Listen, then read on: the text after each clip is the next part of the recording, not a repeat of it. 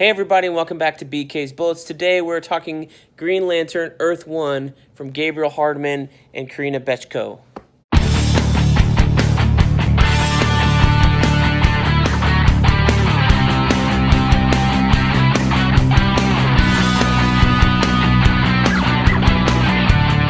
Hey everybody, and welcome back to BK's Bullets. As always, I am your host, Brent. It is Wednesday, March 14th, and I am still on the road, again, as usual, as lately anyway. But I picked up something in the comic store that I wanted to talk to you guys about because I thought it was pretty damn good. It just came out today. This is the Green Lantern Earth 1 Volume 1 hardcover from DC Comics. So I figured we were pretty much only talking movies exclusively for the last couple months on this channel. I really need to get back into talking some comic books. So what a great way to get back in with Green Lantern. Now, yes, I am wearing my Green Lantern shirt that I got from the last Funko box, which I might have been a couple videos ago, but it is awesome. I did pack it, and then I realized that today this graphic novel came out, and I had a green shirt on for work, or, you know, I packed one, so I figured let's go all green today with the Green Lantern shirt underneath, rocking my green shirt at work. I was mostly like this, right, but you know who I was repping underneath. And at lunchtime, I went and picked up this graphic novel.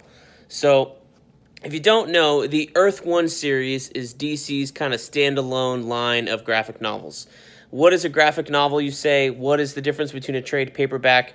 Well, in the layman's world, they're all called graphic novels, comic books anyway. But in the comic world, a graphic novel is a singular piece of storytelling that is written, drawn, read, and delivered all at once. This was not split up into chapters. It was not split up into single issues. It's not part 1 of 6, part 2 of 6, or whatever. This thing is like, I don't know, maybe 120 pages, something like that, 150 pages. It's all one story from start to finish, meant to be read in a single tale. So that is the distinction between a graphic novel, whereas a trade paperback or a collected edition is a sequence of issues delivered together in a single package.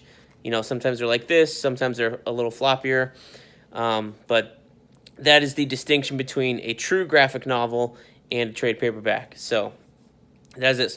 Now, what is the Earth 1 series from DC Comics? Well, Earth 1 is their series of graphic novels that stand alone in a different universe than the main DC line.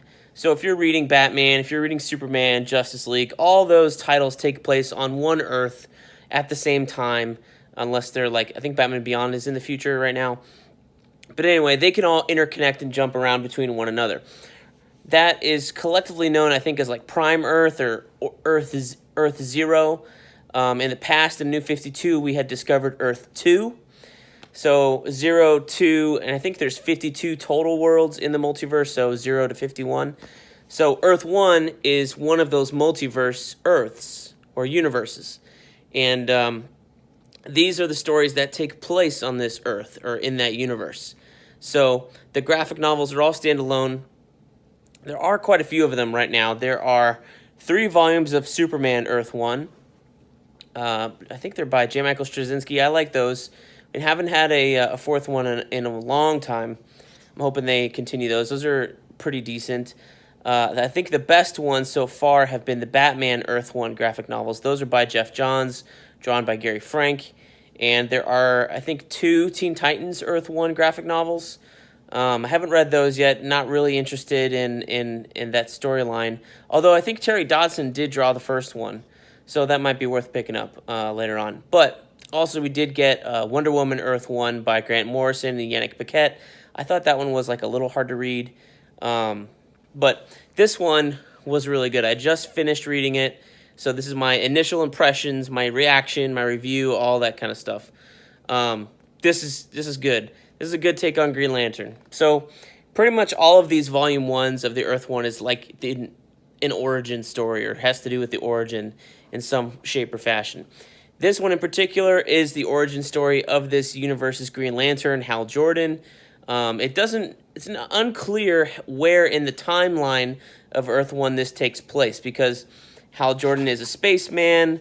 He's a an astronaut. He is mining some asteroids out in the asteroid belt between Mars and Jupiter, where he discovers an alien ship, a dead purple alien, which we know to be Abin Sur, even though that's never talked about later, and a green ring.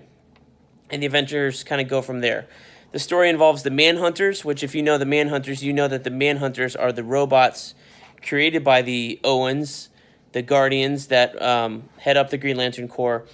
And in this universe, anyway, they destroyed the Green Lantern Corps before Hal Jordan, and there are no Green Lanterns left. So it's kind of like Hal Jordan. He is Hal Jordan. He's the not gun shy, but he's the gung ho pilot, explorer, spaceman kind of thing. He's got the same personality.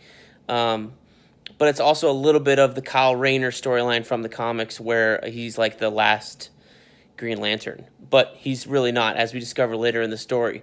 We encounter Kilowog, Aricia, Sinestro pops up at the very end here. But basically the story is how to reunite the Green Lanterns around the universe to defeat the Manhunters and restart the Corps in such a way that they can continue to fight the Manhunters across the universe and liberate the galaxy, because the Manhunters have pretty much taken over the galaxy. So that is the story. It's a pretty good read. I really enjoyed reading it. Gabriel Hardman, if you don't recognize his name, he hasn't done a lot of comics work in a long while. I think mostly the last couple of years he has been working as the primary storyboard artist for Marvel Studios and other films of the like.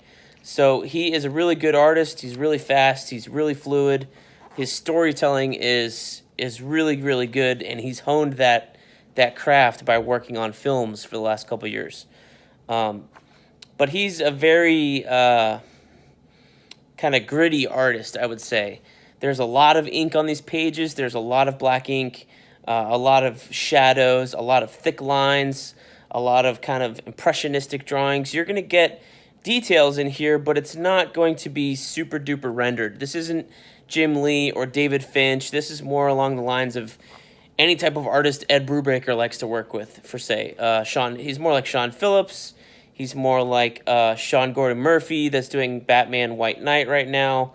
I'm trying to think of some other ones. Like I said, anybody drawing for Ed Brubaker right now. But it's really, really good. Let me open here. I got a page open, so I cannot switch the camera around when I'm doing the videos. So we're just gonna do it this old-fashioned way. So here's what I'm talking about with the art here. Look at this guy. Look at Hal's face.